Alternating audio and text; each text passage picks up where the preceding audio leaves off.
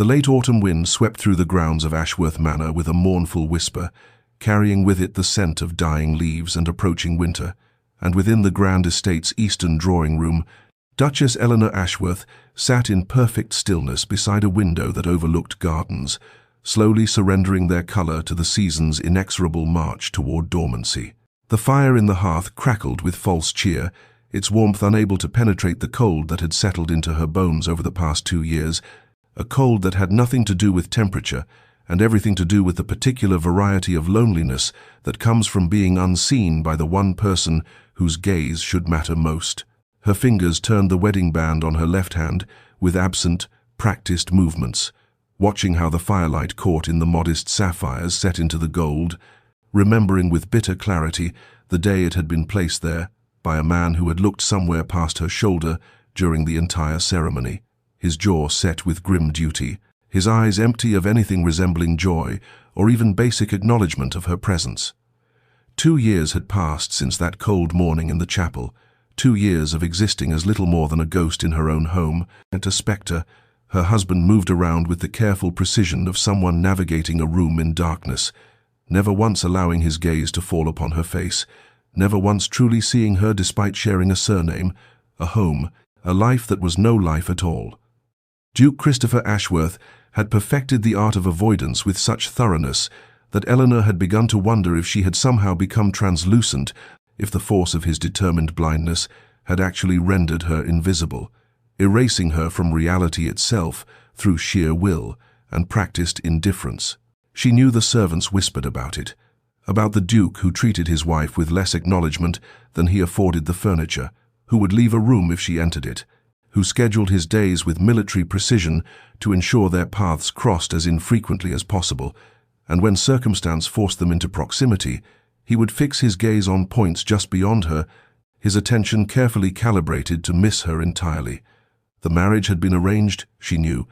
a deathbed promise extracted from a grieving son by a dying father, desperate to see his line continued, but knowing the practical origins of their union, did little to ease the profound rejection of existing beside someone who refused to acknowledge your existence. Eleanor had tried in those early months to bridge the chasm between them with small kindnesses, with gentle attempts at conversation, with the quiet dignity her mother had taught her was a woman's greatest weapon against adversity.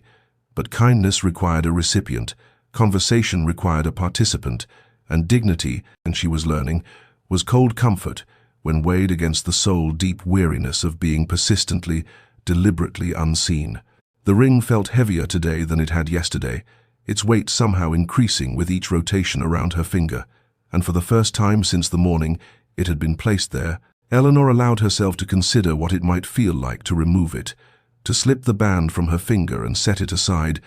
to see what remained of herself when she stopped wearing the symbol of a marriage that existed only in name and legal document. But before our lover's fate is revealed, subscribe so you never miss a chapter of romance and scandal, and tell us in the comments, where are you watching from? Now let's begin. The memory of that wedding day 2 years prior remained crystalline in Eleanor's mind, preserved with the cruel clarity that trauma often bestows upon moments we would rather forget, and she could still recall the way morning light had filtered through the chapel's stained glass windows, painting the stone floors in colors that seemed to mock the solemnity of vows spoken without love or even basic warmth. Christopher had stood beside her at the altar with the rigid posture of a man facing execution rather than marriage, his jaw clenched so tightly she could see the muscle jumping beneath his skin, his eyes fixed on some point beyond the priest's shoulder, as if by looking anywhere. But at his bride he could deny the reality of what was happening, and when the moment came to slip the ring onto her finger, his hands had been cold and impersonal, the touch lasting no longer than absolutely necessary before he withdrew, as if her very skin burned him. She had learned later, through the whispered conversations of servants who forgot she was present, about Lady Victoria Thornbury, the luminous beauty who had captured Christopher's heart in their youth. The woman he had planned to marry before a riding accident had stolen her from the world 6 months before his father's illness, made a swift marriage alliance necessary for the preservation of the dukedom. The old duke had been practical even in dying, recognizing that his son's grief made him vulnerable. That without intervention, Christopher would retreat so far into mourning that the family line would end with him, and so he had arranged the marriage with Eleanor's father, a union that brought favorable connections and a bride of suitable breeding, a transaction completed with all the warmth of a business contract and twice the reluctance on the groom's part. Eleanor had arrived at Ashworth Manor with hope nonetheless, the naive optimism of a young woman who believed that patience and gentleness could heal even the deepest wounds, who thought that given time, her husband might see her as something more than an unwelcome replacement for his lost love. But that hope had withered with brutal efficiency when Christopher had informed her on their wedding night, his voice flat and emotionless, that she should not expect anything beyond the basic civilities their positions demanded, that he would respect her as his duchess, but she should harbor no illusions about affection or companionship. The weeks had turned to months, the months to years, and Eleanor had gradually understood with soul-crushing certainty that she had not married a man but rather a monument to grief, a living memorial to Lady Victoria, who walked through life without truly inhabiting it, and she herself had become nothing more than a ghost, haunting the periphery of a dead woman's story, forever unseen, forever secondary, forever alone despite the gold band that proclaimed her married. Now, sitting in the drawing room with that same ring turning endlessly on her finger, Eleanor felt the full weight of those 2 years pressing down upon her shoulders, the accumulated burden of 1,000 small rejections, 1,000 moments of being looked past rather than looked at, and the weariness that filled her was so profound it seemed to seep into her very bones, making even the simple act of continuing to exist in this half-life feel like an insurmountable task. The household operated on schedules as precisely choreographed as a ballet, routines designed with meticulous care to ensure the Duke and Duchess of Ashworth occupied their grand home without ever truly inhabiting the same spaces at the same moments, and Eleanor had learned through painful observation that Christopher rose before dawn each morning, taking his breakfast in his study while reviewing estate correspondence before departing for his various business appointments or rides across the property, his absence from the manor stretching through the long daylight hours until he returned well after darkness had fallen, often taking his evening meal in his chambers or the library rather than the formal dining room where propriety might demand he acknowledge his wife's existence. Eleanor had attempted conversation in those early months, intercepting him in hallways with gentle inquiries about his day or observations about the weather or the gardens, but her efforts had been met with responses so clipped and minimal that they could barely be classified as words at all, mere sounds of acknowledgement that confirmed he had heard her, without actually engaging with anything she had said, and eventually she had ceased trying, the well of hope within her running dry after being drawn upon too many times without ever being replenished. The servants moved through the manor with visible discomfort, their eyes sliding away from both Duke and Duchess when the cold dynamic between them became too painful to witness, and Eleanor had caught more than one housemaid, with tears in her eyes, after observing Christopher walk past his wife in a corridor as if she were merely another piece of architecture, his gaze fixed determinedly ahead, his posture radiating such deliberate obliviousness that it seemed almost a physical force pushing Eleanor aside. She had found purpose, or at least distraction, in charity work among the village families, visiting the sick and elderly, organizing aid for those struggling through harsh seasons, and these hours spent among people who actually saw her, who greeted her with warmth and gratitude, became the only moments when she felt real, when the weight of invisibility lifted enough for her to remember what it felt like to exist in the world as something more than a shadow. This particular evening had been especially difficult, a formal dinner where custom demanded they both be present, and Eleanor had sat at one end of the long matable while Christopher occupied the other, the distance between them filled with silver and crystal and the elaborate meal neither of them had appetite for, and throughout the entire hour, Christopher had read from a leather-bound volume propped beside his plate, his attention absorbed so completely by the printed words that he had not spoken a single syllable, had not even glanced in her direction when she had quietly asked him to pass the salt, forcing a footman to intervene and complete the simple gesture of marital consideration that her husband could not be bothered to perform. Now, back in the drawing room with the fire burning low and the autumn wind rattling the windows, Eleanor turned the wedding ring on her finger one more time, feeling the smooth metal slide against her skin, and something shifted in her chest, a resolution crystallizing from the murky waters of her despair, a clarity born from the simple recognition that 2 years of patience had purchased her nothing but further loneliness, and she knew with sudden certainty that she could not continue living this half-life,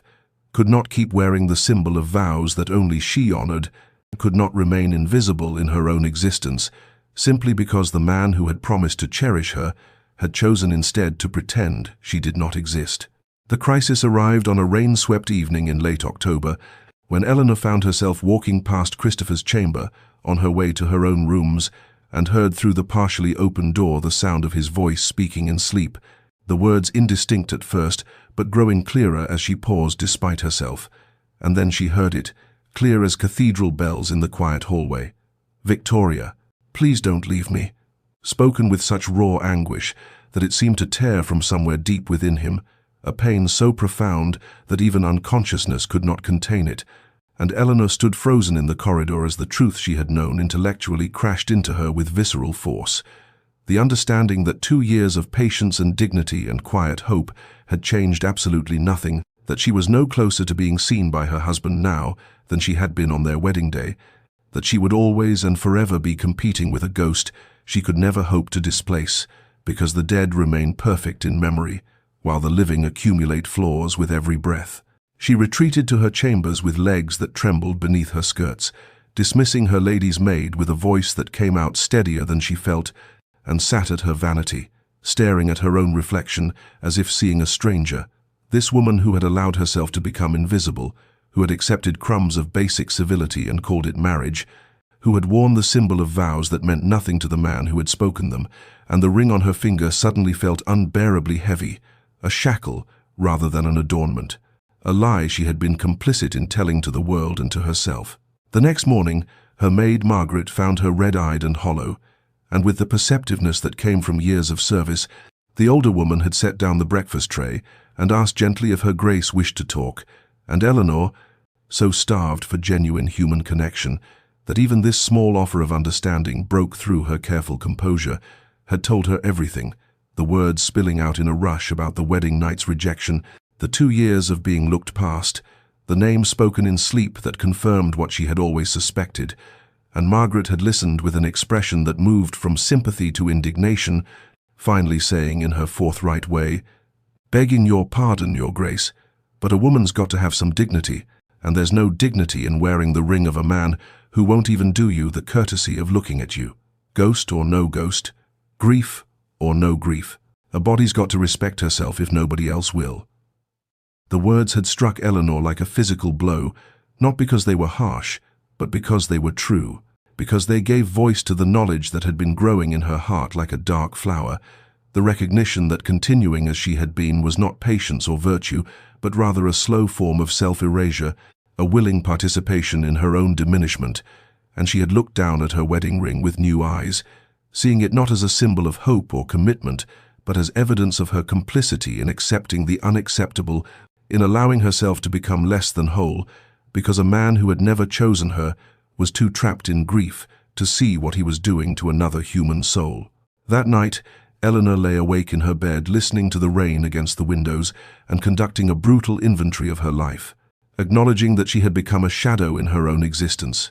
that she moved through the manor like a ghost herself, that she had learned to make herself small and quiet and unobtrusive in the hope that by demanding nothing she might eventually be granted something,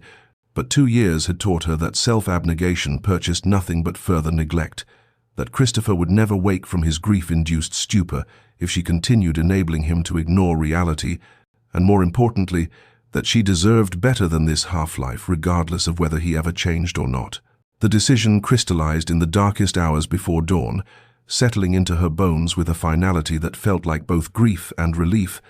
and she knew with absolute certainty that when morning came, she would remove the wedding ring, not as an act of rebellion or revenge, but as a simple reclamation of her own dignity, an acknowledgement that she could not control Christopher's healing or his choices, but she could control her own participation in a fiction that was slowly killing her spirit. And with this resolution came a strange peace, the calm that arrives when a long-delayed decision is finally made, and the agony of indecision gives way to the clarity of action. She rose with the sun's first light, her last hope whispering that perhaps today would be different. Perhaps Christopher would emerge from his chambers and actually see her. Perhaps some miracle would occur to make the ring's removal unnecessary. But when she descended to breakfast and found him already gone, his place at the table cleared and cold, of the household operating on its usual schedule of careful separation, that final, fragile hope shattered like frost beneath a boot, and Eleanor returned to her chambers, sat at her vanity, and stared at the gold band that had become a symbol of everything she needed to release if she was ever to find herself again. The morning arrived with pale November light filtering through the windows of Eleanor's chambers,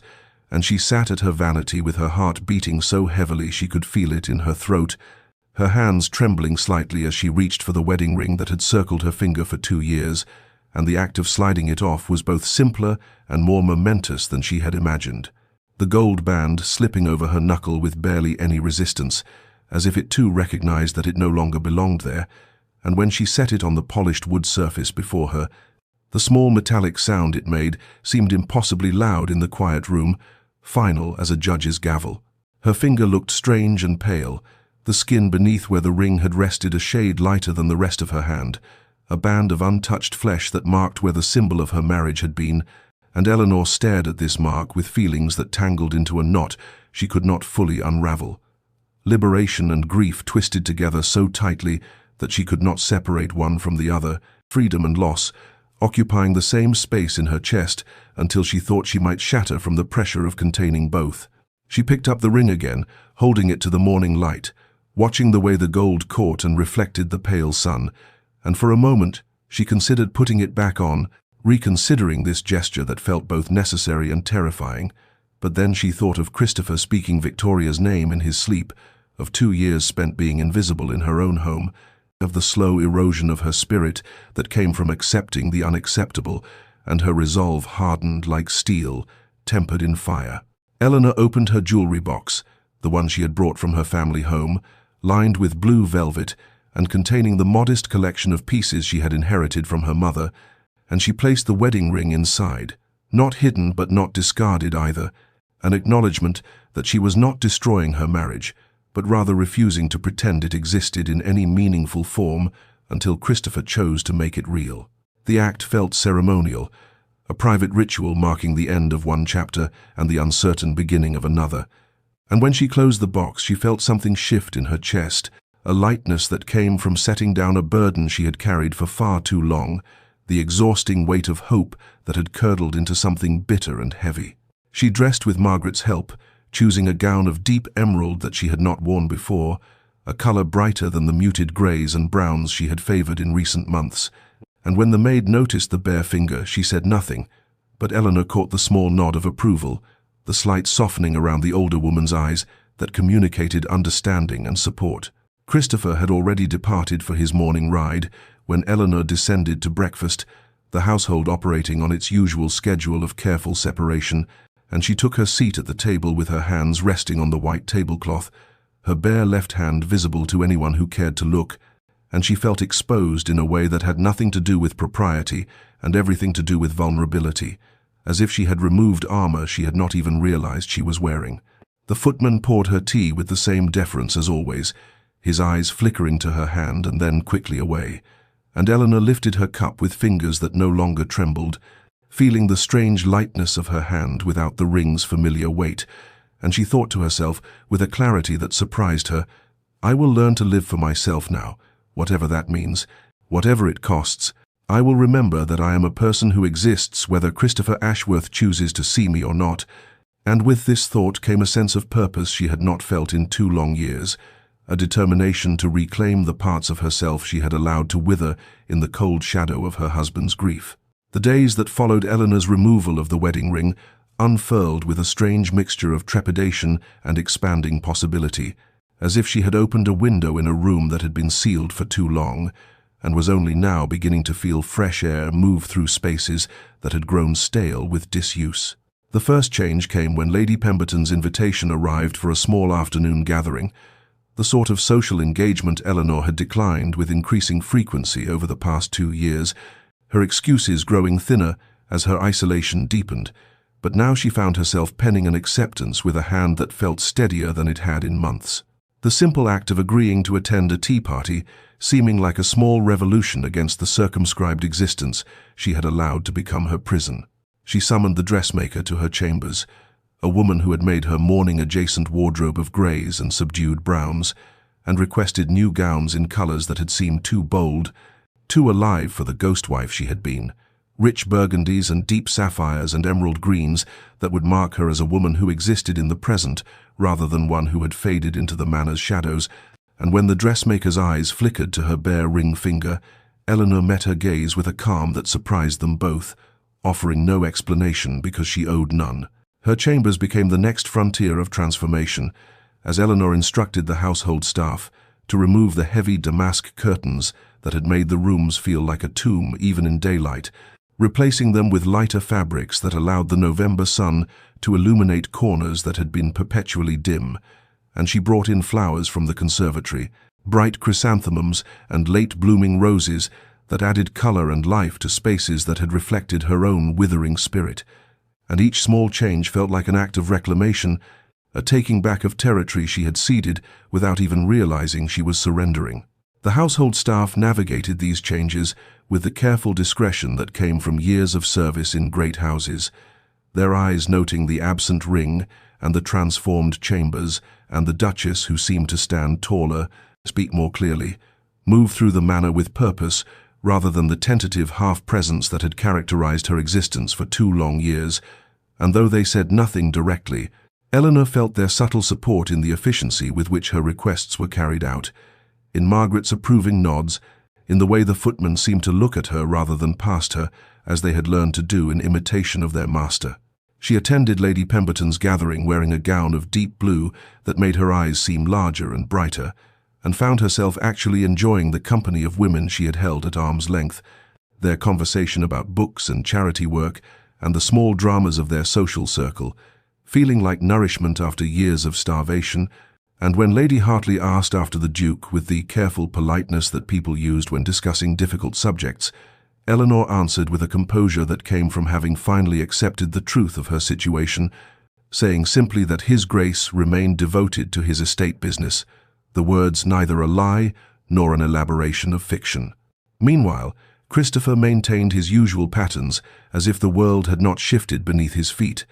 departing each morning for his rides and estate inspections, spending his afternoons in his study with account books and correspondence, taking his dinners either alone or in the company of business associates who required his attention, and if he noticed any change in the household's atmosphere, he gave no sign of it, his carefully constructed routines insulating him from awareness, the way armor protects a soldier from blows that never quite land. A week passed, then another, and the wedding ring remained in Eleanor's jewelry box, gathering the fine dust of disuse. And with each day that she did not wear it, Eleanor felt herself becoming more solid, more real, as if the ring had been anchoring her to a fiction, and its absence allowed her to inhabit her own life, with an authenticity she had not known was missing until she found it again. Christopher Ashworth had lived for 2 years in a carefully constructed world of his own making, an existence built on routine and deliberate blindness that allowed him to move through his days without the disruption of acknowledging his wife's presence. But in the 3rd week of November, something began to shift in the foundations of this edifice he had built. Small tremors he could not quite identify that left him with a persistent unease he had no name for and could not trace to any particular source. It began as the vaguest sensation, a feeling that something in the manor's atmosphere had changed in ways he could not articulate, as if the very air moved differently through rooms he had walked through countless times before, and he found himself pausing in doorways with a frown creasing his brow, listening to sounds he could not quite place, trying to identify what felt altered in a house that should have been as familiar to him as his own reflection. The sound of Eleanor's laughter drifting from the morning room one afternoon stopped him in the corridor outside his study, the bright, genuine quality of it so unexpected that for a moment he stood frozen, his hand on the door handle, listening to a sound he could not remember ever hearing before, or perhaps had heard and trained himself not to notice, and something in his chest tightened with an emotion he refused to examine too closely before he shook his head and entered his study, closing the door firmly against the disturbance. At dinner that evening, He found himself glancing toward Eleanor's end of the table more frequently than usual, his eyes tracking the movement of her hands as she gestured while speaking to the footman about the next day's menu. And though he still kept his gaze carefully averted from her face, he noticed details that seemed to penetrate his usual fog of deliberate inattention. The deep blue of her gown, a color he did not remember her wearing before, the way she held herself with a straightness in her spine that suggested confidence rather than the defeated slump he had peripherally observed in previous months. His sleep became restless in ways that had nothing to do with his usual dreams of Victoria, his mind churning with half-formed thoughts that dissolved when he tried to examine them directly, leaving him to wake in the dark, hours before dawn, with his heart beating too quickly and a sense that something important was escaping his notice, slipping past his defenses while he slept, and he would lie staring at the canopy of his bed, wondering what had changed and why it should matter to him when he had worked so hard to ensure that nothing about his domestic situation could touch him. His secretary, Mr. Harrison, made an observation during their morning review of estate correspondence that lingered in Christopher's mind long after it should have been dismissed and forgotten, mentioning in passing that the Duchess seemed in remarkably good spirits lately, quite transformed from her previous melancholy, and Christopher had responded with a non-committal sound that discouraged further discussion, but the words echoed in his thoughts throughout the day, raising questions he did not want to answer about what might have caused such a transformation and why he had not noticed it himself. That evening at dinner, Christopher experienced something unprecedented in 2 years of careful avoidance. He almost looked at Eleanor's face, his eyes traveling up from the table toward where she sat, drawn by some impulse he could not control, and at the last moment he caught himself and redirected his gaze to the window beyond her shoulder. But in that fraction of a second before he looked away, he had seen the pale column of her throat, the curve of her jaw, the dark sweep of her hair, and the glimpse left him strangely unsettled, as if he had touched something forbidden and found it burned in ways he had not expected. And for the rest of the meal he kept his eyes fixed firmly on his plate, disturbed by his own near transgression and the way his careful defenses had almost crumbled. Eleanor discovered the painting supplies in the back of a storage room 3 weeks after removing her wedding ring, the wooden box covered in a fine layer of dust that spoke of years of neglect, and when she opened it, the smell of linseed oil and pigment transported her instantly to her girlhood, when she had spent hours capturing the world in brushstrokes, a passion her mother had encouraged, as suitable for a young lady of quality, though Eleanor had loved it for reasons that had nothing to do with suitability and everything to do with the way it made her feel alive and present in each moment of creation. She had the box carried to the small sitting room adjacent to her bedchamber, the one with northern light that would serve perfectly as a makeshift studio, and when she mixed her first palette in 2 years, her hands trembled not with uncertainty, but with the recognition of coming home to something essential she had abandoned in the slow erosion of her sense of self that marriage had wrought. The painting became a daily ritual, a way of reclaiming hours that had previously been filled with the hollow activities of a woman waiting for a life that would never begin, and as she worked, Eleanor felt layers of accumulated sorrow and resignation beginning to lift. Each brushstroke an act of assertion that she existed, that she mattered, that she contained depths and desires that had nothing to do with the man who refused to see her. It was during one of Lady Pemberton's gatherings that Eleanor met Lady Margaret Whitmore, a widow of independent means whose frank conversation and sharp wit cut through the usual superficiality of social discourse, and when Margaret mentioned that she was hosting a salon for ladies interested in discussing literature and philosophy, Eleanor accepted the invitation with an eagerness that would have surprised her former self, the woman who had retreated from society rather than face pitying looks and careful questions about her marriage. The salon met weekly in Margaret's elegant townhouse, and Eleanor found herself among women who spoke of ideas and ambitions, who discussed books with passionate intensity, who seemed to live full lives despite or perhaps because of their various disappointments with the institution of marriage,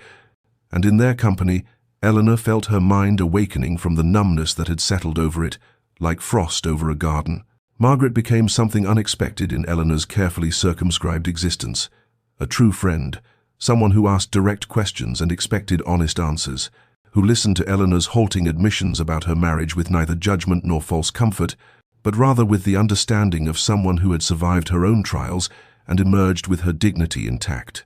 They spoke of resilience, of finding purpose beyond the confines others had drawn around their lives, of the quiet courage required to choose oneself when society insisted that a woman's entire existence should be defined by her relationship to a man,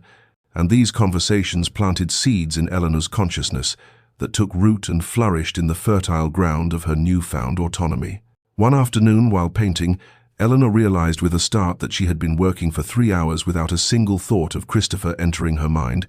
and this discovery brought a mixture of liberation and melancholy, the recognition that she was finally beginning to exist independently of the emotional weight that had pressed down on her for 2 long years. Her chambers had become a sanctuary entirely of her own creation, filled with her paintings and books, flowers she had chosen, colors that pleased her eye, a space that reflected her emerging sense of self rather than the role she had tried so hard and so unsuccessfully to inhabit. And when she sat at her writing desk in the evenings, she began composing long letters to her sister Catherine, pouring out the story of her awakening with a honesty she had not allowed herself in their brief, cheerful correspondence of the past 2 years. And in writing these truths, Eleanor found them becoming more real, more solid, the narrative of her transformation taking shape in ink and paper until she could see clearly the woman she had been and the woman she was becoming. The Pemberton Ball arrived in early December with all the glittering magnificence that London society expected from one of the season's premier events, and both Duke and Duchess Ashworth were expected to attend, their positions in society making absence impossible, despite the fact that they had not appeared together at a social function in nearly 18 months. Christopher, having developed a pattern of excuses that kept Eleanor home while he fulfilled their obligations alone. Eleanor dressed for the evening with particular care, choosing a gown of deep emerald silk that her modiste had delivered just that week, the color bringing out the richness of her dark hair and the warmth of her complexion in ways that the pale, muted shades she had previously worn had never achieved. And as her maid arranged her hair in an elegant style adorned with pearl combs, Eleanor studied her reflection with a quiet satisfaction that had nothing to do with vanity and everything to do with the simple pleasure of recognizing herself again after 2 years of feeling like a ghost in her own life. Christopher arrived at the ballroom before Eleanor, positioning himself near the refreshment tables where he could observe the gathering without being drawn into extended conversations, and when Eleanor entered some 20 minutes later, he saw her in his peripheral vision, a flash of green among the pastels and whites favored by younger ladies, and though he kept his eyes carefully directed away from her face, he was aware of her movement through the room with an intensity that surprised him, as if some part of his consciousness had been calibrated to track her presence, whether he wished it or not. Eleanor moved through the social landscape with a grace and confidence that would have astonished anyone who had witnessed her shy, hesitant manner in the first year of her marriage,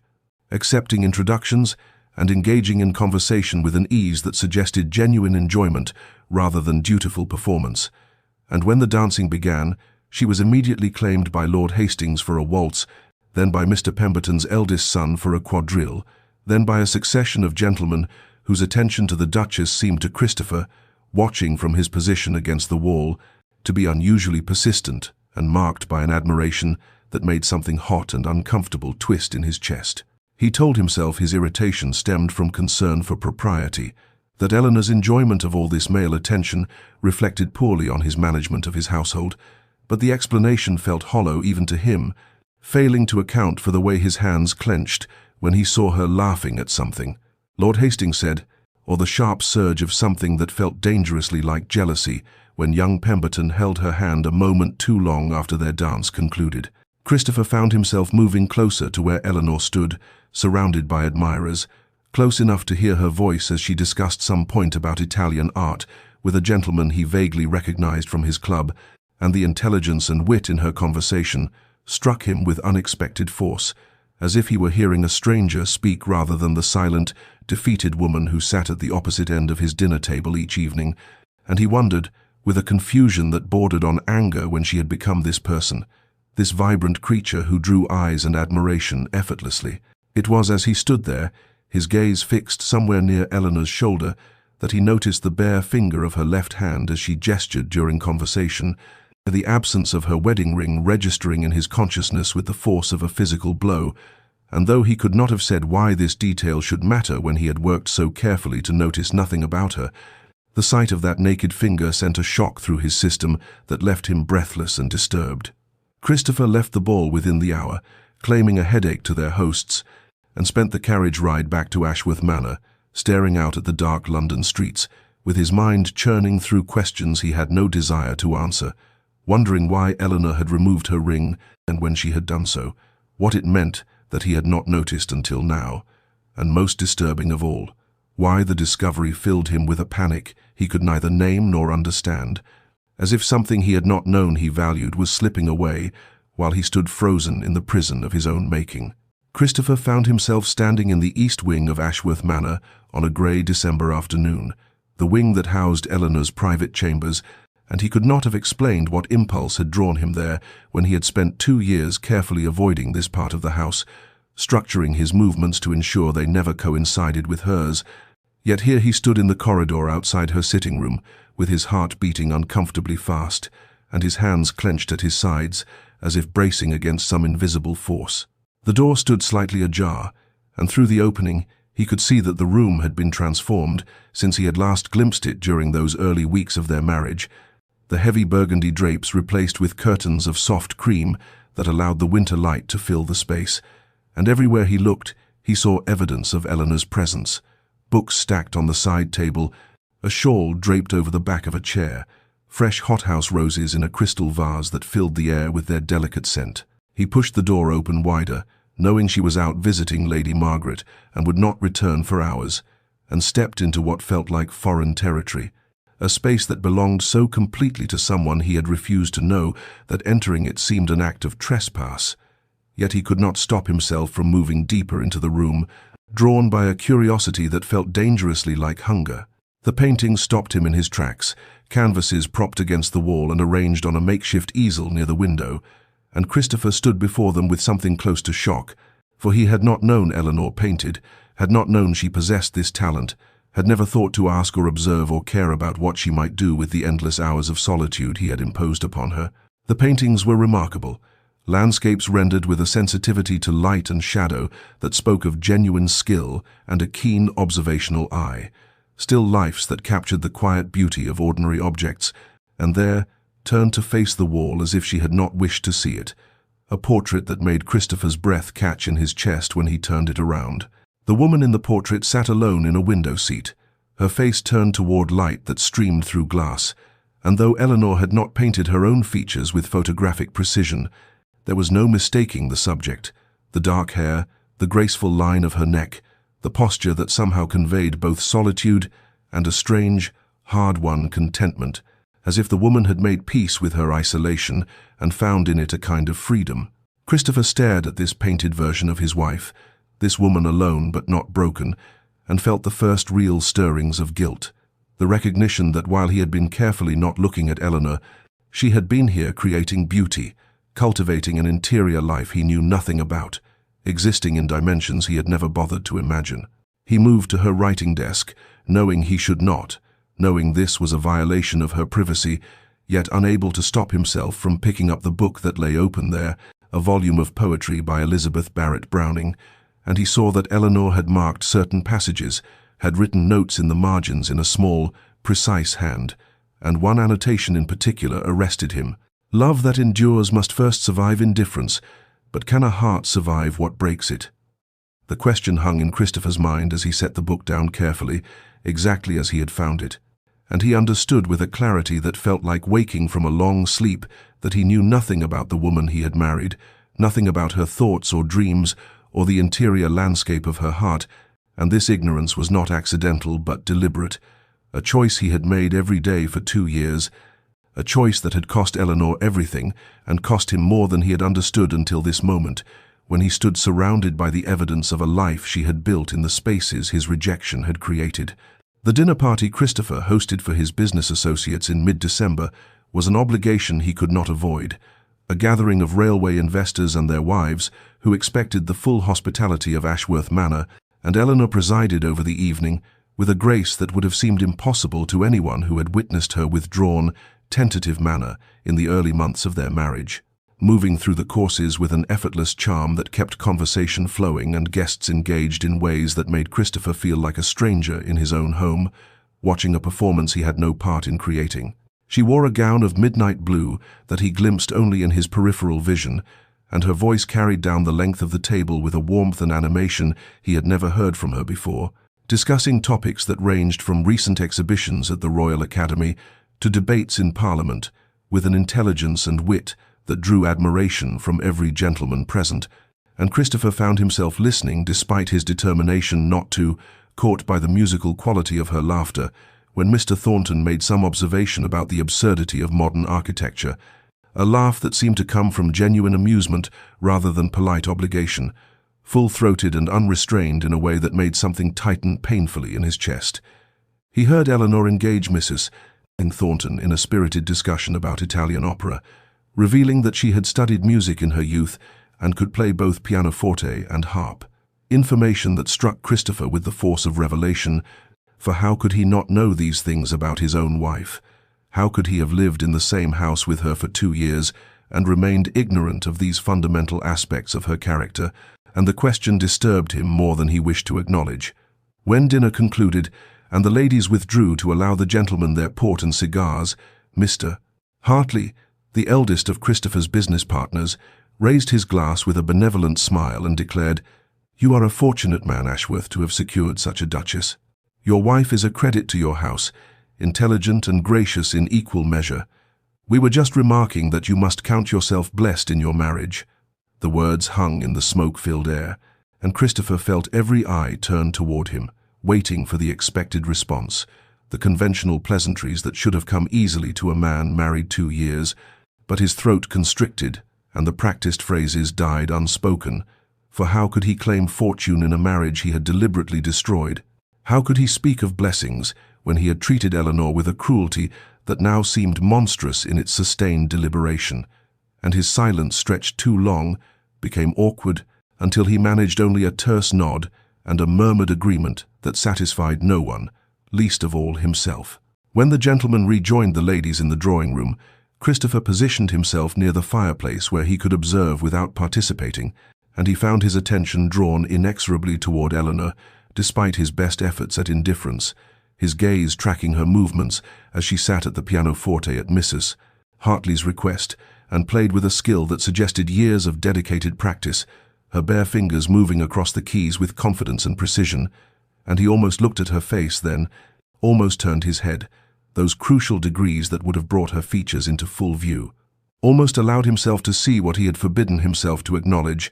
but old habits held firm, and he wrenched his gaze away, though the effort cost him more than he could have imagined, leaving him shaken and hollowed out by the loss of something he could not name. After the guests departed and the house settled into silence, Christopher found himself standing outside Eleanor's chambers in the darkened corridor, his hand raised to knock, words forming and dissolving in his mind as he tried to find some way to bridge the chasm he had created, but courage failed him, and he stood there like a fool until he heard movement beyond the door, Eleanor's footsteps and the sound of her preparing for bed, and he retreated to his own rooms with the bitter knowledge that he had become a coward, afraid to face the consequences of his own deliberate blindness,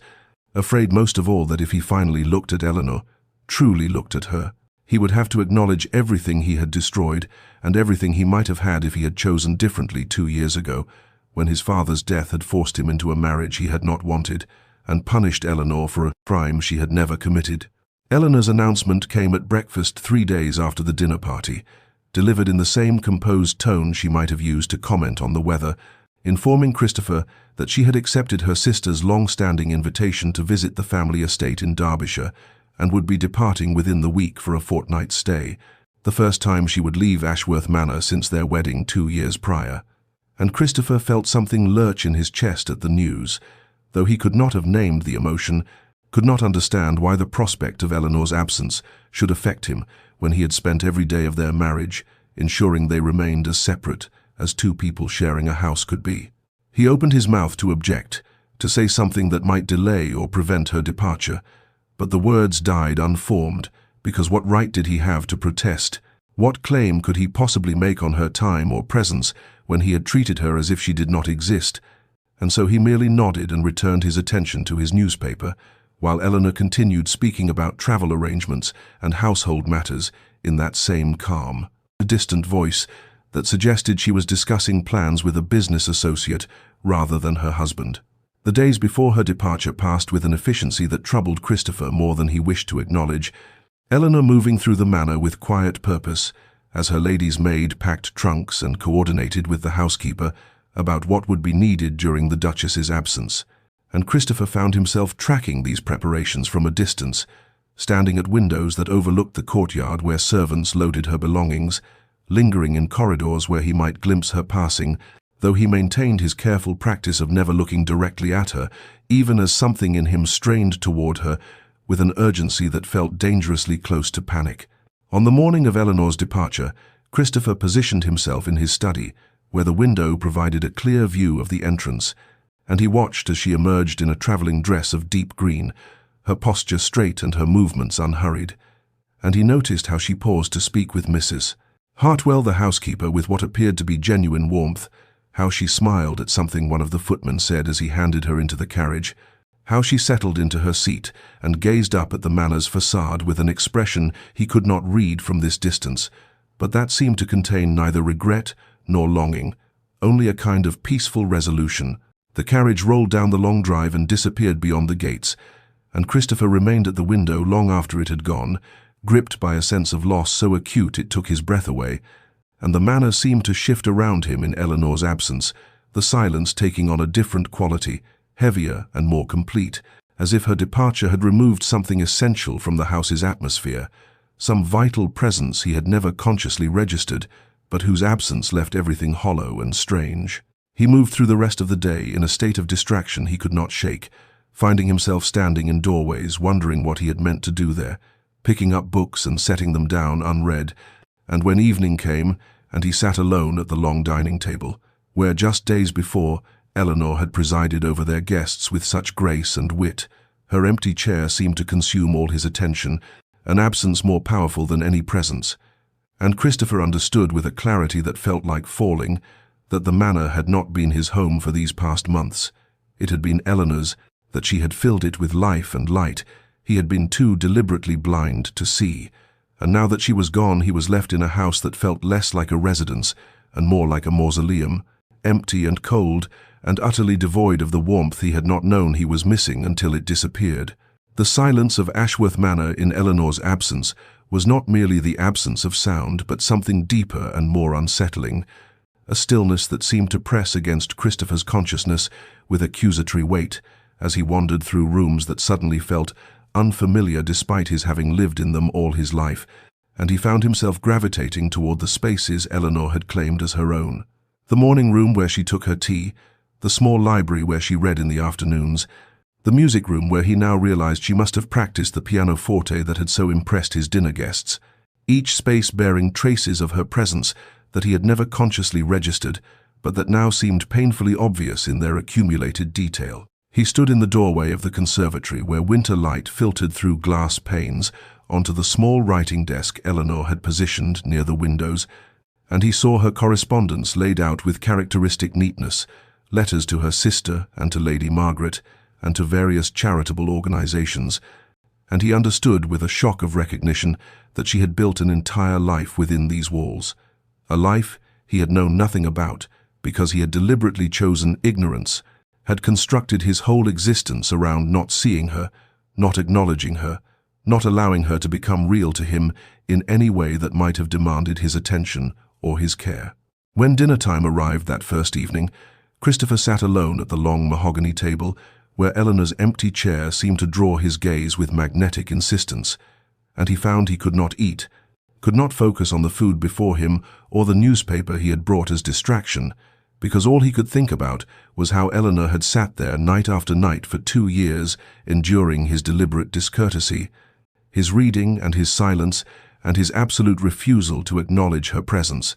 and the cruelty of it settled over him like a physical weight that made breathing difficult. In desperation, he sought refuge in Eleanor's book, a volume of poetry by Elizabeth Barrett Browning that she had left on the side table in the drawing room, and he opened it to find her annotations in the margins, careful notes written in her precise hand that revealed a thoughtful, searching intelligence, observations about meter and meaning and emotional truth that spoke of a woman who engaged deeply with ideas and art. And Christopher read her words with growing wonder and growing shame, for how had he shared a house with this person and never known her, never even attempted to know her, never once considered that she might be someone worth knowing rather than simply an obligation to be endured. On the third day of Eleanor's absence, a letter arrived addressed to him in an unfamiliar hand, and when Christopher broke the seal, he found it was from Eleanor's sister, Lady Caroline Pemberton, thanking him with what seemed like genuine warmth for allowing Eleanor the freedom to visit, for being understanding of her need for time away from her duties, for being the kind of husband who recognized that even a duchess required respite and family connection. And every word struck Christopher like a physical blow, because the letter assumed a generosity and consideration he had never shown,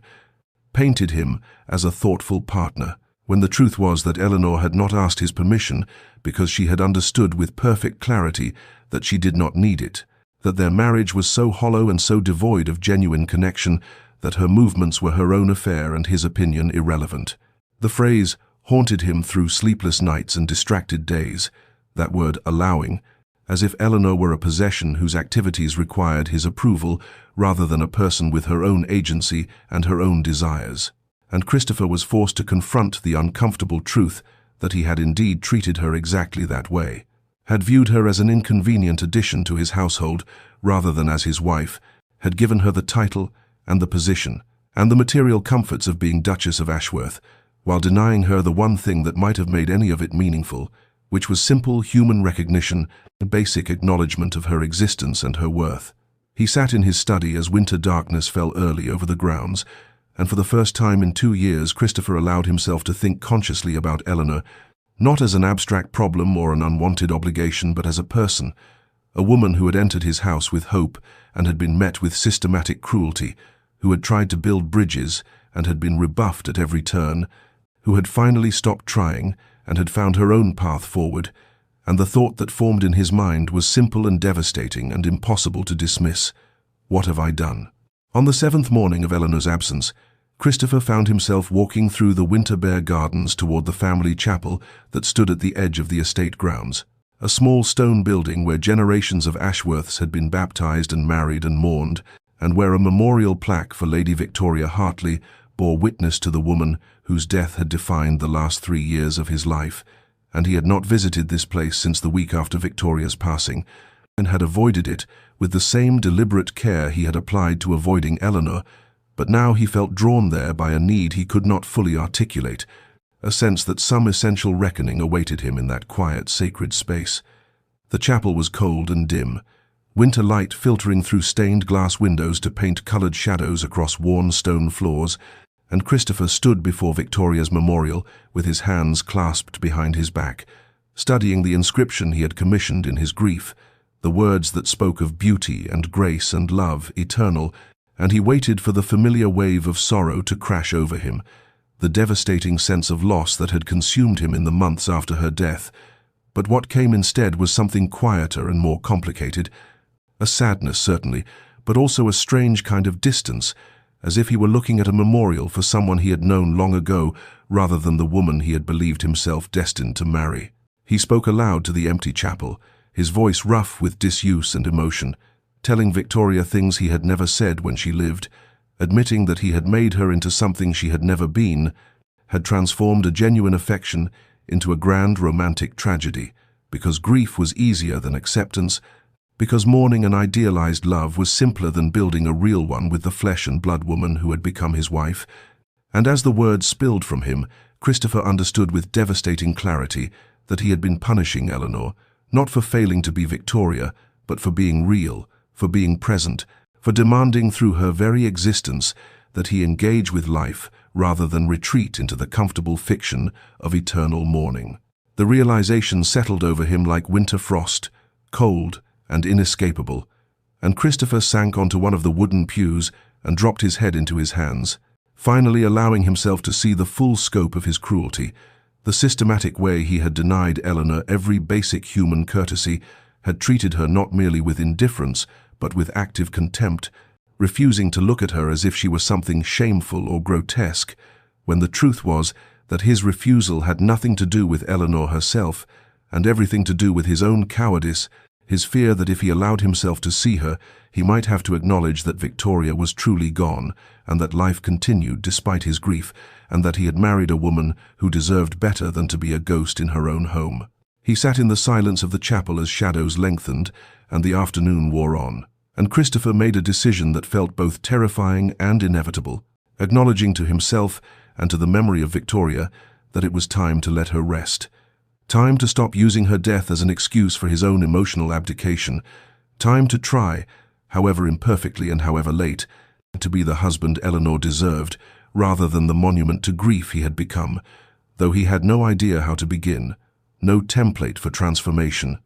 Only a bone-deep understanding that when Eleanor returned from Derbyshire, he would have to find the courage to do the one thing he had avoided for 2 years, the one thing that terrified him more than any business venture or social obligation ever had, which was to simply look at his wife, to see her, to allow her to be real to him in all her complexity and humanity. And he practiced there in the empty chapel, lifting his head and trying to imagine Eleanor's face, realizing with shame that he could not clearly picture her features because he had so carefully avoided ever truly seeing them, and the prospect of meeting her gaze felt like preparing to leap from a great height into unknown waters, terrifying and necessary and long overdue. Eleanor's carriage arrived at Ashworth Manor on a crystalline afternoon when winter sunlight made the frost-covered grounds glitter like scattered diamonds, and as the wheels crunched over the gravel drive, she felt a curious mixture of emotions. Relief at returning to familiar spaces mingled with a subtle reluctance to re-enter the cold architecture of her marriage, though she reminded herself that the marriage had changed for her, even if it remained unchanged for Christopher, that she had found her own peace and her own purpose, and no longer needed his acknowledgement to feel whole. And as the footman handed her down from the carriage, Eleanor held her head high and her shoulders back, wearing the confidence she had cultivated during her fortnight away like invisible armor. What she did not expect was to find Christopher standing in the entrance hall, not sequestered in his study as he invariably was during her comings and goings,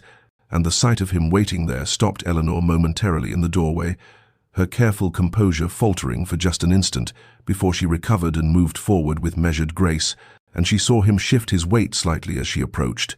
saw something that might have been nervousness in the set of his shoulders, and when he attempted to look at her, she watched his gaze travel upward from the marble floor to the hem of her traveling dress to her waist, and then falter, skittering sideways to fix on some point beyond her shoulder, and Eleanor felt a flash of something that might have been disappointment or might have been vindication, for even now, even after 2 weeks of absence, he could not manage the simple human courtesy of meeting her eyes. Christopher's voice when he spoke was rougher than she remembered, lower somehow, as if disuse had changed its timbre, and he said, "Welcome home, Eleanor," using her given name for what she realized might be the first time since their wedding day, and the sound of it in his mouth was so unexpected that Eleanor felt her prepared coolness waver slightly, but she steadied herself and replied with perfect formality, "Thank you, Your Grace." The journey was pleasant, keeping her tone neutral and polite, the voice one might use with a distant acquaintance rather than a husband. She watched his hands clench and unclench at his sides, watched his gaze drift downward to her hands, where she held her gloves and reticule, and she saw the exact moment when his eyes fixed on her left hand, saw his whole body go still as he registered the absence of her wedding ring, the bare fourth finger with its pale band of skin that remained as evidence of what had been worn there for 2 years, and Eleanor felt a perverse satisfaction at his reaction, even as something in her chest tightened at the visible shock that crossed his features, the way his breathing seemed to catch, and his jaw tightened as if he were experiencing physical pain. The silence stretched between them in the grand entrance hall, while servants moved discreetly around them carrying her luggage, and Eleanor waited with the patience she had learned through 2 years of being ignored, wondering if Christopher would speak again, or if this unprecedented attempt at welcome had exhausted his capacity for engagement, and when he finally managed to form words, they came out halting and uncertain. "Did you have a pleasant visit with your sister, Cole?" and Eleanor responded with cool civility about Caroline's health and spirits and the amusements of Derbyshire society, answering his question thoroughly while offering nothing of her inner experience, nothing of how the visit had strengthened her resolve or deepened her understanding of her own worth. And as she spoke, she watched Christopher's continued inability to look at her directly, watched him struggle with something she could not name, and when she finished speaking, she excused herself with flawless courtesy, saying she needed to rest from the journey, leaving Christopher standing alone in the entrance hall, with his failed attempt at connection hanging in the air between them like smoke. The morning after Eleanor's return, Christopher appeared at the breakfast table for the first time in their marriage, arriving before she did, and waiting with barely concealed nervousness as she entered the room, her composure faltering only slightly at the sight of him, seated there with a cup of tea cooling before him, untouched, and when she took her place at the opposite end of the long table, he cleared his throat and asked, with an awkwardness that was almost painful to witness, whether she had slept well after her journey, and Eleanor responded with careful courtesy that she had, "Thank you," her tone suggesting she was speaking to an acquaintance rather than a husband, and Christopher felt the distance between them like a physical thing, a chasm he had spent 2 years excavating and now found himself desperate to cross, though he had no idea how to begin building a bridge. Over the following days he continued appearing at breakfast, asking questions about her painting with genuine if fumbling interest, and Eleanor answered with guarded politeness, clearly confused by this sudden attention, her responses thorough but revealing nothing of her inner thoughts, and Christopher found himself frustrated by his own limitations, by the way his eyes still skittered away from her face whenever he tried to look directly at her, decades of habit proving impossible to break in mere days, and he would sit across from her feeling like a man trapped behind glass, able to see the shape of what he wanted, but unable to reach it. He began leaving small gestures of apology and interest, scattered through her days like breadcrumbs, commissioning fresh flowers to be placed in her studio each morning, lilies and winter roses that filled the space with subtle fragrance, and having his secretary acquire books he thought might interest her based on the volumes he had seen in her chambers, poetry and philosophy, and novels by lady authors, items he left on her desk without explanation, and he requested her presence at dinner, not through servants but by asking her himself, appearing at her studio door in the late afternoon and speaking to the frame rather than to her, saying he would be honored if she would join him for the evening meal, and Eleanor agreed each time with formal graciousness, her acceptance feeling more like an obligation discharged than a desire fulfilled. At these dinners, Christopher attempted conversation, asking about her sister's family and her charitable work and the paintings she was creating, and Eleanor responded with the same careful politeness she had shown since her return, her words correct and her manner impeccable, but her true self held carefully beyond his reach, and Christopher understood with growing desperation that he had taught her too well to be invisible, had spent 2 years training her not to expect anything from him, and now his fumbling attempts at connection must seem either incomprehensible or suspect, possibly even cruel in their own way, like a cat playing with a mouse it has already wounded. He found himself thinking about her constantly, this woman he had ignored so thoroughly, wondering what thoughts moved behind her careful expression, what dreams she harbored, what she felt when she looked at him now, with those cool, measuring eyes that saw him clearly, even though he still could not bring himself to meet them. And the irony was not lost on Christopher, that for 2 years Eleanor had been desperate for his attention while he withheld it, and now he craved her regard while she offered him only polite disinterest, and he recognized this reversal as a justice he had earned, but that did not make it any easier to bear, did not ease the growing ache in his chest every time she thanked him formally for the flowers or the books, her gratitude perfectly executed and completely devoid of warmth, the gratitude one offers a stranger for holding open a door rather than a husband attempting to repair a shattered marriage.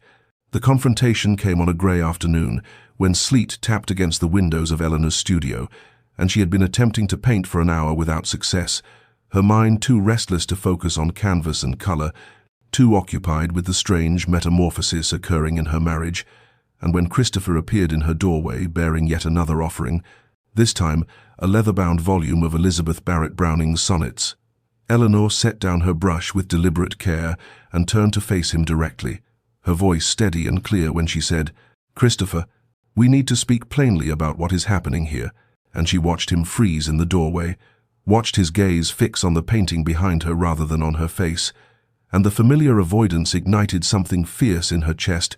something that had been building through weeks of flowers and books and awkward breakfast conversations that never quite connected. She asked him directly why he was doing this, why, after 2 years of studied indifference, he was suddenly appearing at her breakfast table and filling her studio with flowers and seeking her company at dinner.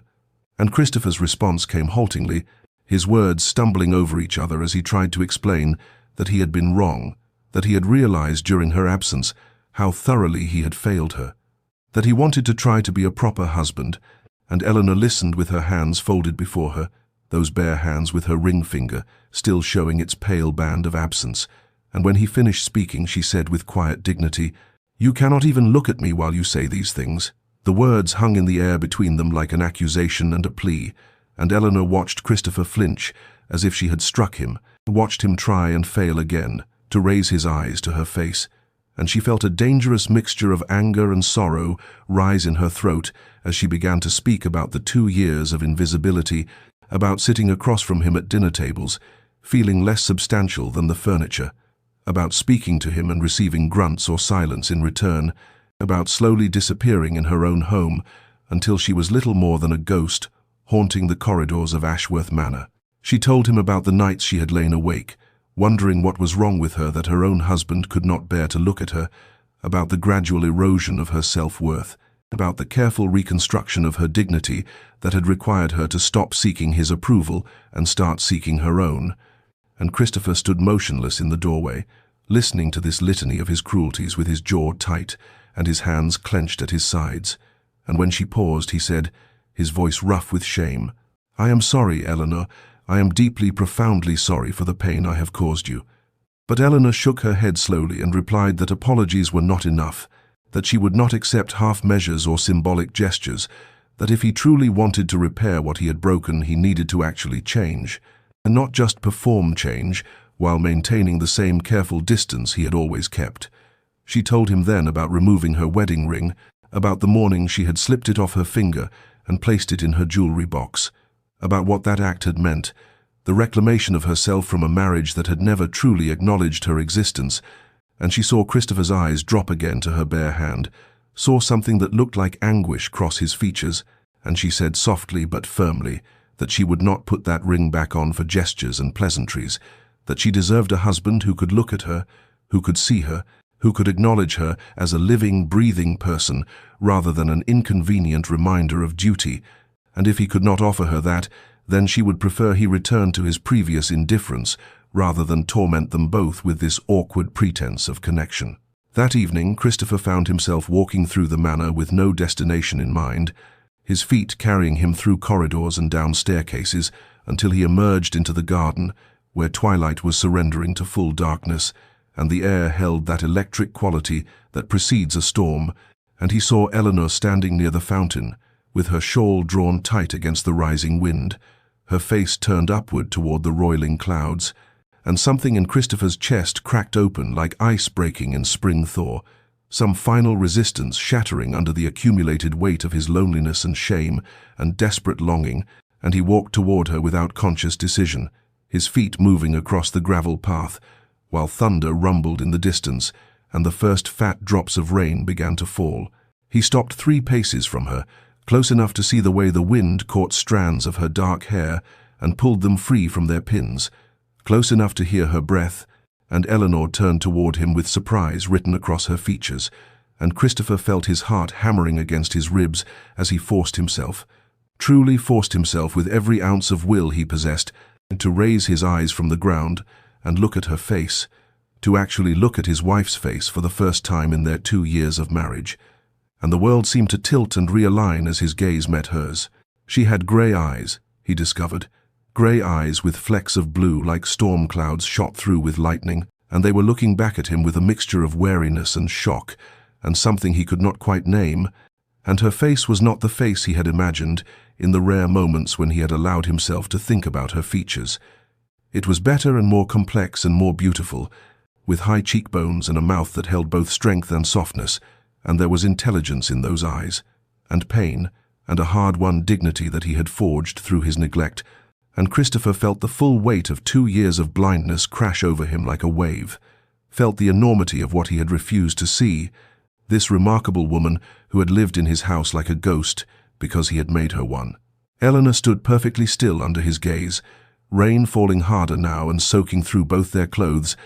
and Christopher saw her throat work as she swallowed, saw vulnerability flash across her features before she could mask it, and he understood that this moment was costing her something, that allowing herself to be truly seen by him after so long required a courage he was not sure he possessed, and the knowledge of her bravery unmanned him completely. He said, his voice rough and breaking, "Eleanor, I see you. God help me. I finally see you, and you are extraordinary." And the words came pouring out of him without elegance or planning, a raw confession that he had been a coward and a fool, and that he had hidden from her, because looking at her would have required him to acknowledge that Victoria was truly gone, and that he had a living, breathing wife who deserved his attention and his respect and his heart, and that he had been cruel beyond measure, and that cruelty had been deliberate, a choice he had made every day for 2 years, and he could not undo it. But he wanted desperately to do better, to be better, if she would give him the chance. Eleanor's eyes filled with tears that mingled with the rain on her cheeks, and Christopher felt his hands rise of their own accord, hovering near her face with the desperate desire to comfort her, to touch her, but he held himself back because he had not earned that right, had forfeited it through his systematic rejection of her presence. And Eleanor whispered, her voice barely audible above the storm, "You are looking at me." And Christopher nodded, unable to look away now, unable to imagine ever looking away again. And he said, "I am looking at you, and I am sorry. I am so deeply sorry for every moment I refused to do so." And Eleanor reached up slowly and caught one of his hovering hands in both of hers, and the touch was like lightning, electric and transformative, and they stood there in the garden while the storm broke fully overhead and thunder shook the earth beneath their feet, looking at each other with rain streaming down their faces, and 2 years of silence finally giving way to the possibility of something real. The rebuilding of their marriage came slowly, like spring emerging from the hard ground of winter, measured not in grand gestures, but in accumulated moments of genuine connection that Christopher approached with the careful reverence of a man handling something infinitely precious and infinitely fragile. And the weeks following that storm-drenched revelation in the garden unfolded with a tentative sweetness that neither of them had imagined possible in the cold corridors of Ashworth Manor. Christopher began joining Eleanor for breakfast each morning, and these meals transformed from the silent ordeals of their first 2 years into conversations where he asked her about her painting and listened with genuine attention when she described the way light fell through the studio windows at different hours, the way certain colors evoked specific emotions, the technical challenges of capturing movement on a static canvas, and Eleanor found herself speaking with growing ease, her initial wariness softening as she recognized that Christopher was truly listening, truly seeing her, his gray eyes meeting hers across the table with a directness that still sometimes made her breath catch after so long being invisible. He asked if he might watch her paint one afternoon, and Eleanor agreed with some trepidation, uncertain how she would feel creating under his observation. But Christopher settled onto the window seat in her studio, with his own sketchbook and charcoal, confessing that he had once enjoyed drawing before duty and grief had consumed all leisure, and they worked in companionable silence, broken only by occasional questions about technique or requests to pass supplies. And when Eleanor glanced over at Christopher's sketch, she saw he had been drawing her, capturing the concentration in her features as she worked, and the intimacy of being seen and rendered by his hand brought color to her cheeks and warmth to her chest. They took walks through the estate grounds as winter surrendered to early spring, and Christopher pointed out landmarks and shared stories of his childhood that he had never thought to tell her before, and Eleanor reciprocated with tales of her own upbringing. And gradually they began to know each other as people rather than as the Duke and Duchess, as Christopher and Eleanor rather than as husband and the woman who was not Victoria. And there were moments when their hands brushed while walking and neither pulled away, moments when Christopher's laugh rang out genuine and surprised at something Eleanor said, moments when the weight of their painful history seemed to lighten under the accumulation of these better moments. The ring remained off Eleanor's finger, sitting in its velvet box in her jewelry chest, and neither of them mentioned it, though Christopher's eyes sometimes lingered on that bare finger with an expression Eleanor could not quite read. Something between regret and hope, and the absence of the ring became a marker of their progress, a reminder that what they were building now was new and earned rather than assumed and obligated. And Eleanor found that she preferred it this way, preferred the freedom of choosing Christopher daily rather than being bound by a symbol she had worn without meaning. Their first kiss came on an evening 6 weeks after the garden confrontation, when they had been reading together in the library, and Christopher had made some observation about the novel Eleanor held that was so perfectly attuned to her own thoughts that she looked up at him with surprise and delight, and he was already looking at her with such open affection that the space between them seemed to evaporate, and when he leaned toward her slowly, giving her every opportunity to retreat, Eleanor met him halfway, and the kiss was soft and questioning and achingly tender, a question and an answer, a promise and a hope, and when they drew apart, Eleanor saw tears standing in Christopher's eyes and felt answering wetness on her own cheeks, and Christopher whispered, "Thank you for giving me another chance, for letting me learn to love you properly." And Eleanor touched his face gently and replied, "Thank you for finally choosing to see me." And the intimacy between them deepened from that night forward, not rushed but unfolding with patient inevitability, two people truly discovering each other for the first time and finding in that discovery something far richer than either had anticipated. Spring arrived at Ashworth Manor exactly 1 year after Eleanor had removed her wedding ring, and the transformation was evident, not merely in the blossoms that covered the garden trees, or the warmth that had returned to the ancient stone halls, but in the way Christopher and Eleanor moved through their days with the easy intimacy of two people who had chosen each other deliberately and completely, building something real from the ashes of their hollow beginning.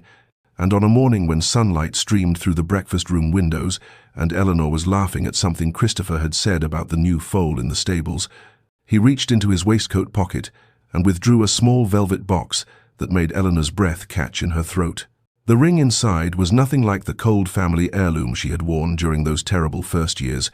but rather a delicate band commissioned from London's finest jeweler, designed to Christopher's exact specifications, with Eleanor's favourite flowers engraved along its surface, and a single perfect sapphire, the colour of storm clouds shot through with lightning, the colour of her eyes when she had first allowed him to truly see her in that rain-soaked garden. And Christopher said quietly, as he held it out to her, "I cannot undo the years I wasted, is the pain I caused you, but I can offer you this as a symbol of the man I am now, rather than the man I was. A promise that I see you every day and choose you every day, and will continue to do so for all our remaining days, if you will accept it, if you will accept me as your husband in truth, rather than merely in name." Eleanor looked at the ring with tears gathering in her eyes, then at Christopher's face where love and hope and lingering remorse were written so clearly, and she reached out not to take the ring from his hand, but to cover his hand with both of hers, and she said, "I will accept it gladly, but I will place it on my own finger this time, because what we have now is not something imposed upon us by duty or arrangement, but something we have built together through honesty and patience and the courage to truly see one another." And she took the ring and slid it onto her finger where it caught the morning light and seemed to glow with warmth, and Christopher rose from his chair and drew her into his arms and kissed her with the tender devotion that had become their daily language, and neither of them noticed the servants who paused in the doorway and smiled at the sight of their Duke and Duchess so clearly, so genuinely happy. Years passed after that spring morning, years that brought children whose laughter filled the corridors that had once echoed with Eleanor's lonely footsteps, children who grew up watching their father look at their mother with such obvious adoration that they never questioned whether they had been loved from the very beginning, and Christopher became known throughout society, not for his tragic first love, but for his devotion to his Duchess, attending her art exhibitions and insisting that her work hang in the manor's finest rooms, and speaking of her with such pride that no one who heard him could doubt the depth of his feeling, and Eleanor bloomed in the warmth of being truly seen and truly cherished, her confidence and joy radiating outward to touch everyone in their household and beyond. And Ashworth Manor transformed from a mausoleum of grief into a home filled with love and light and the sound of genuine happiness. Dear listener, In Eleanor and Christopher's story, we find a truth that perhaps you needed to hear today, that sometimes the cruelest prisons are the ones we build for ourselves from grief and fear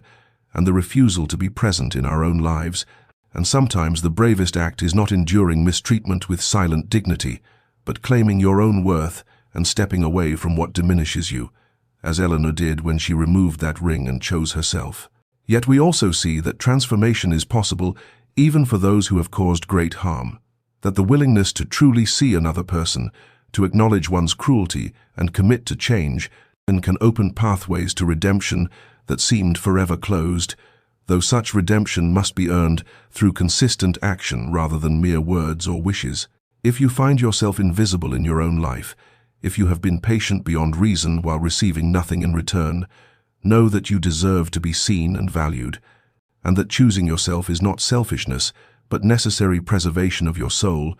and that the absence of your presence may be the very thing that awakens someone to what they have been too blind to recognize, though you owe them nothing, and their awakening may come too late. And if you are the one who has failed to see what was before you, who has hidden from love out of fear or grief or the weight of past sorrows, know that while you cannot undo the harm you have caused, you can choose differently from this moment forward. You can do the difficult work of being truly present and truly seeing, and that such work, sustained with genuine commitment, can create something beautiful from even the most painful beginnings. May you find the courage to be seen and the wisdom to truly see. May you choose yourself when necessary and choose love when possible. May you build relationships founded on genuine recognition rather than obligation or illusion. And may you rest tonight, knowing that transformation is always possible for those willing to do the honest work of change. This has been a story from Love's Second Chances, and if these words have touched your heart, please subscribe to our channel and share this story with someone who needs to hear that they deserve to be seen.